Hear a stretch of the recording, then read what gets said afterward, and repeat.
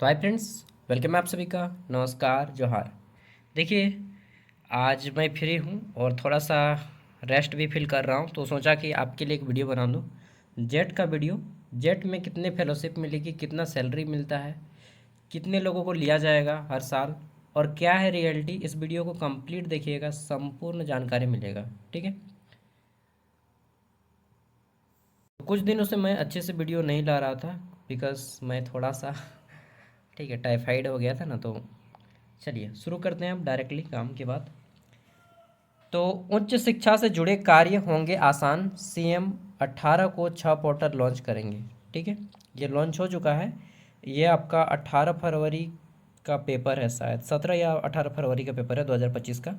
उस टाइम पे जेट के बारे में बात की गई थी, वो अभी हम आपको डिटेल में बताएंगे।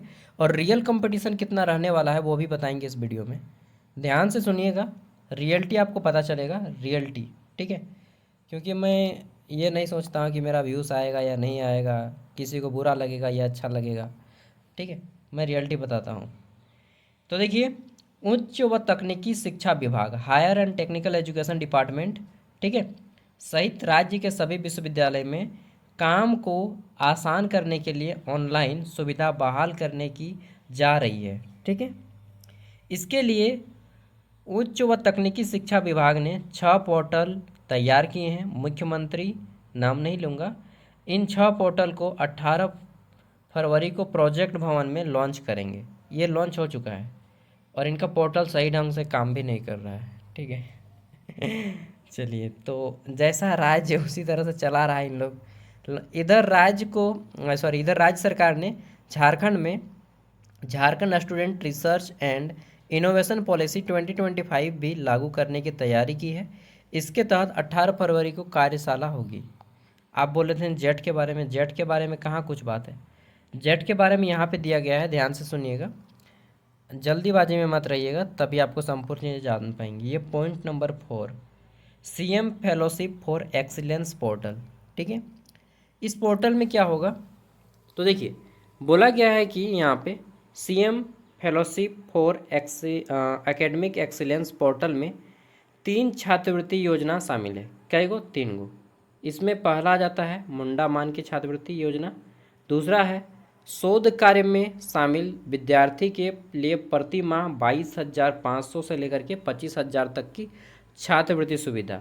ठीक है, नेट CSIR उत्तीर्ण विद्यार्थी को 25,000 व जेट उत्तीर्ण अभ्यर्थी को 22,500 मिलेंगे। किसको कितना मिलेगा? तो जो लोग नेट या CSIR क्वालिफाई कीजिएगा, ठीक है, उनको मिलेगा 25,000, और जो लोग जेट क्वालिफाई करेंगे उनको मिलेगा 22,500। क्या सबको मिलेगा? ना रे भाई, सबको नहीं मिलेगा। पहले रियलिटी सुन लीजिए। ठीक है, ये फेलोशिप 4 वर्ष तक मिलेंगे जब आप ग्रेजुएशन कीजिएगा, सॉरी PhD कीजिएगा।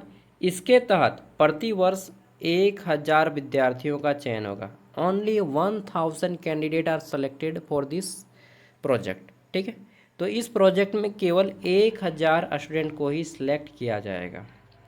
कितना? 1,000। ठीक है, और उन्हीं को मिलेगा 22,500 रुपया।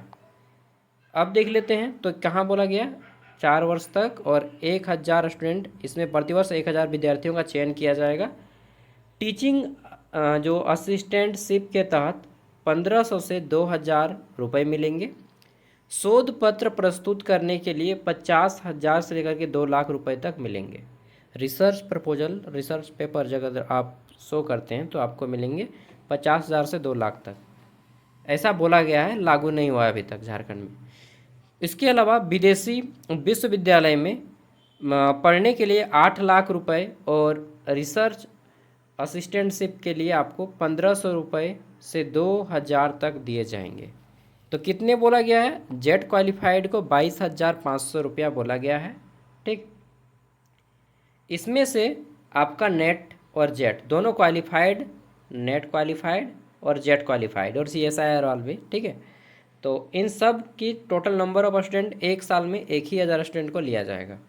उनको मिलेगा 4 साल तक 22,500। ऐसे ही नहीं, अगर आपका एडमिशन होता है तो। अब सुनिए, जेट के बारे में मैं रियलिटी बताने जा रहा हूँ, थोड़ा सा ध्यान से सुनिएगा। बहुत से लोग जेट का फॉर्म भर दे रहे हैं। ठीक है, मैंने देखा है कि जेट का हम पूछते हैं, मेरा एक दो दोस्त है, हम पूछे हाँ रे जेट कर फुल फॉर्म जाना ही तो को ना की भेवा है। तो हम बोले यार क्या बात है, क्या बात है, फॉर्म भरो। नहीं तुम सबसे पहले फॉर्म भरो ठीक है ना। जेट का फुल फॉर्म नहीं मालूम है और जेट फॉर्म भरने चला है, उसको ये नहीं मालूम है कि जेट होता क्या है। ठीक है, तो बस हुलहुली में भेड़ या धसान की तरह फॉर्म भरे जा रहे हैं। हम बोले तैयारी कीजिएगा ना, बिल्कुल तैयारी नहीं करेंगे, फिर भी फॉर्म भरेंगे, शौक है मेरा। वाह, तो ऐसे लोग भी झारखंड में बहुत हैं जो कि शौक के कारण फॉर्म भरे हैं। ठीक है, हो सकता है आप में भी से वही हो। चलिए तो देखिए, झारखंड में ये रूल है कि जेट में जितना भी आदमी फॉर्म भरेगा, सपोज दैट कि 1 लाख आदमी ने फॉर्म भरा, कितना, 1 लाख आदमी ने मान लिया फॉर्म भर लिया। ठीक है, इसमें से केवल 6% स्टूडेंट को ही जेट में क्वालिफिकेशन मिलेगा। ठीक है, सॉरी क्वालिफाइड किया जाएगा। मतलब कितना, 2 लाख आदमी मान के चलते हैं कि फॉर्म भरेगा, तो 12,000 स्टूडेंट लगभग जेट क्वालिफाइड होगा। ठीक है, 12,000 स्टूडेंट कितना मिलेगा एक साल में, एक साल में 1,000 स्टूडेंट को ही मिलेगा बॉस। ठीक है, 1,000 स्टूडेंट को ही मिलेगा तो क्या 12,000 क्या करेगा, 12,000 फिर सर्टिफिकेट लेके घूमिएगा। ठीक है, अचार ले लो सर्टिफिकेट लेके घूमिएगा।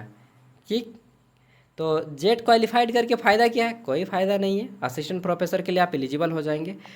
अब मैं बताता हूँ रियलिटी। बहुत सारे स्टूडेंट मेरे कई दोस्त हैं, ठीक है, जो रांची में DSPMU से हैं या फिर अदर अदर से हैं, एक वो BHU से है। ठीक है, JRF क्वालिफाई है, क्या बात करते हैं, JRF क्वालिफाइड है, जूनियर रिसर्च फेलोशिप क्वालिफाइड है, और उनकी डिग्री अभी लेके घूम रहे हैं कि कहीं हमें PhD में एडमिशन मिल जाए। लेकिन रियलिटी में बता रहा हूँ दोस्त, कहीं अभी उन लोग को एडमिशन नहीं मिल रहा है। लास्ट में क्या कर रहा है मालूम है, लास्ट में उन लोग प्राइवेट यूनिवर्सिटी से PhD कर रहा है। ठीक है, तो ऐसा नहीं है कि आप नेट क्वालिफाइड हो जाएंगे या JRF क्वालिफाइड हो जाएंगे तो आप बहुत बड़े 30 मार खान हो गए। ठीक है, हाँ, आप बस असिस्टेंट प्रोफेसर के लिए एलिजिबल हो जाते हैं, एग्ज़ाम में बैठ सकते हैं असिस्टेंट प्रोफेसर के। ठीक है, और आप PhD कर सकते हैं। इसके अलावा आप प्रोजेक्ट में काम कर सकते हैं। प्रोजेक्ट में 20,000, 25,000, 40,000 जो भी मिलता है वो मिलता है, 1 साल के लिए, 2 साल के लिए प्रोजेक्ट। ठीक है, तो ऐसा मत सोचिएगा कि आप नेट JRF कर लिए तो आप बहुत बड़े, मतलब बड़ा चीज़ हाथ में लग गया, नहीं, कुछ नहीं होने वाला इस सब में। इसलिए नेट JRF जो भी आप कर रहे हैं कीजिए, पूरी तरह से इस पर डिपेंड मत हो जाइए। आप साथ में कुछ काम कर रहे हैं वो कीजिए और साथ में इसको कीजिए। ठीक है, तो PhD भी करना है चाहे जो भी करना है, मैं कहता हूँ कि अपने लाइफ को बर्बाद मत कर लीजिएगा इसको मतलब अंधों की तरह कि सब चल रहा है तो हम भी चलेंगे। इसके अलावा अगर आप जेट क्वालिफाइड हो गए, मेरी बात को ध्यान से सुनिएगा, आपको लग रहा होगा कि क्या बोल रहा है झारखंड में जितना भी यूनिवर्सिटीज़ है, लगभग 9 यूनिवर्सिटीज़ है स्टेट गवर्नमेंट का, बड़ा बड़ा यूनिवर्सिटीज़ की मैं बात कर रहा हूँ। जैसे रांची यूनिवर्सिटी हो गया, कोल्हान यूनिवर्सिटी हो गया, SKMU दुमका हो गया, BBU हो गया, विनोबा यूनिवर्सिटी हजारीबाग, BBMKU धनबाद हो गया, सेंट्रल यूनिवर्सिटी ऑफ झारखंड हो गया। ठीक है, तो ऐसे लगभग 9 यूनिवर्सिटी हैं जो कि बड़े बड़े लेवल पे हैं। इनमें भी PhD का अगर फॉर्म निकलता है ना, तो कितना निकलता है, मान लीजिए अभी BBMKU में लगभग कितना फॉर्म निकला यार, याद नहीं आ रहा है, कुछ भी फॉर्म निकला है, तो एगो सीट में, जैसे किसी सब्जेक्ट में 5 सीट है। ठीक है, तो निकल रहा है फॉर्म 2 साल बाद, किसी में निकल रहा है 3 साल बाद, किसी में निकल रहा है 5 साल बाद। PhD का फॉर्म इतना साल बाद एडमिशन के लिए, फिर वहाँ पे मान लीजिए 5 सीट है। अब JRF क्वालिफाइड मान लीजिए 25 JRF क्वालिफाइड है या जेट क्वालिफाइड है। अब सपोज दैट मैं एग्जांपल लेता हूँ कि PhD के लिए फॉर्म निकला 500 सीट, 500 निकलता नहीं है कभी। ठीक है, 200 जैसे निकला। अब मैं एग्जांपल ही दे के सिखाता हूँ आपको, डायरेक्टली एग्जांपल दे के। अब ठीक है, ध्यान से सुनिएगा। देखिए मैं एग्जांपल दे के आपको दिखा रहा हूँ। ठीक है, डायरेक्टली ये BBMKU है, अभी 3 एग्जांपल दे के दिखाऊंगा। देखिए ये PhD का एडमिशन हो रहा है, यहाँ पे PhD का एडमिशन लीजिएगा तभी आपको फेलोशिप मिलेगा, चाहे वो नेट का हो, चाहे सॉरी JRF का अमाउंट हो, चाहे नेट के थ्रू, ठीक, या फिर आप जेट के थ्रू। तो जैसे यहाँ पे देख लीजिए, मैं मेजर सब्जेक्ट, हिंदी में कितना सीट है, 11 ठीक, 11 सीट है। इंग्लिश में कितना है, 12 हिस्ट्री में कितना है, कई गो, 12 2 साल, 3 साल बाद, 4 साल बाद PhD का ये फॉर्म आता है। अब जैसे हिस्ट्री का 12 है और 1 साल में झारखंड में लगभग 50 से ज़्यादा आदमी स्टूडेंट पास करता है। ठीक है, हिस्ट्री में या फिर किसी भी सब्जेक्ट में 50 से ज़्यादा ही आदमी JRF क्वालिफाइड कर लेता है। ठीक है, ऑल ओवर झारखंड की मैं बात कर रहा हूँ।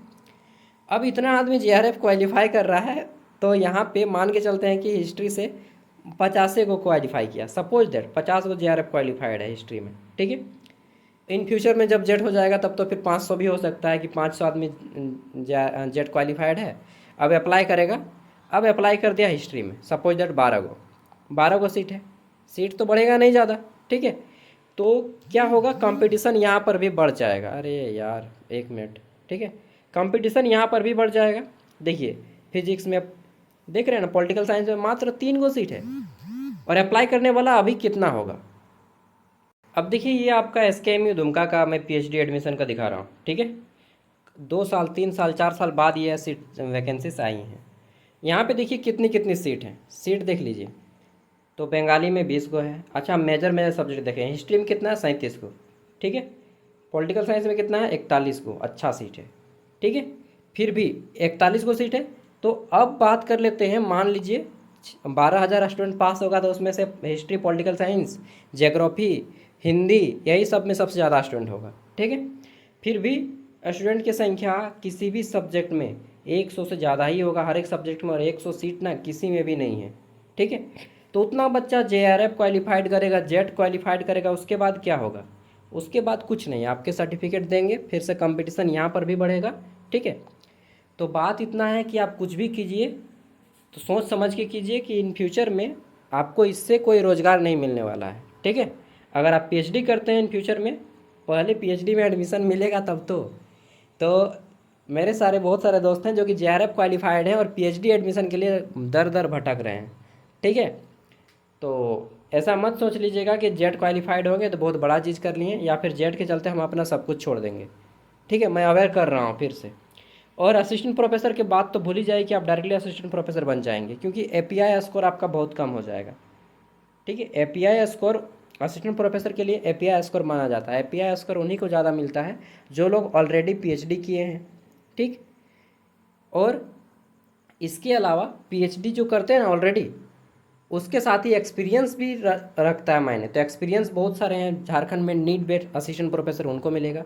और एक चीज़, ये जो आपको UGC university grant commission UGC आपको फेलोशिप देगा, वो 32 साल तक ही देता है, ठीक है। तो 32 साल से अधिक अगर आपका एज हो जाता है तो फिर तो आपको फेलोशिप भी नहीं मिलेगा।